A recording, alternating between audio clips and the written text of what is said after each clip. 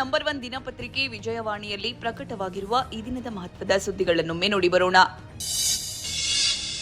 ನರೇಂದ್ರ ಮೋದಿ ಪ್ರಧಾನಿಯಾಗಿರುವವರೆಗೂ ಭಾರತದ ಮೇಲೆ ಯಾರಾದರೂ ದಾಳಿ ಮಾಡಿದಲ್ಲಿ ನಾವು ಭಾರತದ ನೆರವಿಗೆ ನಿಲ್ಲುತ್ತೇವೆಂದು ಅಮೆರಿಕ ಅಧ್ಯಕ್ಷ ಡೊನಾಲ್ಡ್ ಟ್ರಂಪ್ ವಾಗ್ದಾನ ಮಾಡಿದ್ದಾರೆ.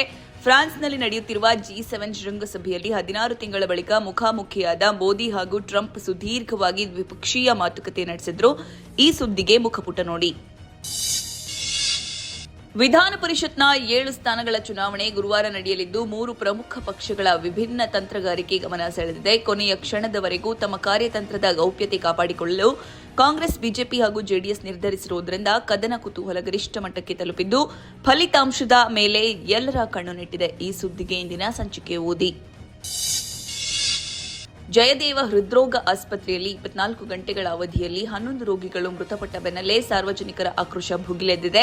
ರೋಗಿಗಳ ಸಾವಿನ ಸುದ್ದಿ ತಿಳಿಯುತ್ತಿದ್ದಂತೆ ಬುಧವಾರ ಬೆಳಗ್ಗೆ ಆಸ್ಪತ್ರೆ ಆವರಣದಲ್ಲಿ ಬಿಗುವಿನ ವಾತಾವರಣ ನಿರ್ಮಾಣವಾಗಿತ್ತು. ಆಸ್ಪತ್ರೆಯಲ್ಲಿ ರಾತ್ರಿ ಪಾಳಿಯಲ್ಲಿ ವೈದ್ಯರು ಇಲ್ಲದ ಹಿನ್ನೆಲೆಯಲ್ಲಿ ಚಿಕಿತ್ಸೆ ದೊರೆಯದೆ ರೋಗಿಗಳು ಮೃತಪಟ್ಟಿದ್ದಾರೆಂಬುದು ಸಾರ್ವಜನಿಕರ ಆರೋಪವಾಗಿದೆ. ಈ ಸುದ್ದಿಗೆ ಸಮಸ್ತ ಕರ್ನಾಟಕ ಪುಟ ನೋಡಿ. ಶಿವಸೇನೆಯ ಉದ್ಧವ್ ಠಾಕ್ರೆ ಬಣ 6 ಸಂಸದರು ಬುಧವಾರ ಪ್ರತ್ಯೇಕ ಗುಂಪು ರಚಿಸಿದ್ದು ಲೋಕಸಭಾ ಸ್ಪೀಕರ್ ಓಂ ಬಿರ್ಲಾ ಅವರಿಗೆ ಈ ಕುರಿತು ಪತ್ರ ಸಲ್ಲಿಸಿದ್ದಾರೆ. ಈ ಸುದ್ದಿಗೆ ದೇಶ ವಿದೇಶ ಪುಟ ನೋಡಿ.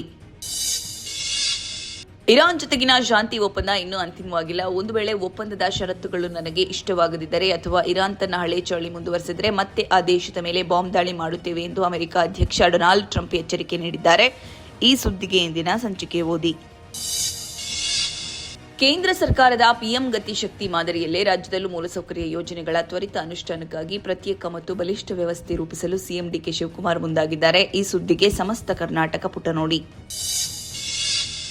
ಭಾರತೀಯ ಪ್ರಜಾಪ್ರಭುತ್ವದ ಒಕ್ಕೂಟ ವ್ಯವಸ್ಥೆಗೆ ಪ್ರಾದೇಶಿಕ ಪಕ್ಷಗಳು ಅತ್ಯಂತ ಅಗತ್ಯ. ಆದರೆ ಆಂತರಿಕ ಪ್ರಜಾಪ್ರಭುತ್ವದ ಕೊರತೆ ಮತ್ತು ಕಲಹದಿಂದ ಇವು ಇಂದು ಅಸ್ತಿತ್ವಕ್ಕಾಗಿ ಹೋರಾಟ ನಡೆಸ್ತಾ ಇವೆ. ಈ ಕುರಿತಾದ ವಿವರಕ್ಕೆ ಚಿಂತನ ಪುಟ ನೋಡಿ.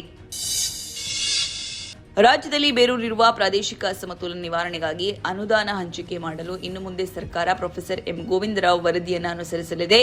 ಈ ಕುರಿತ ಅವಲೋಕನಕ್ಕೆ ಚಿಂತನ ಪುಟ ನೋಡಿ.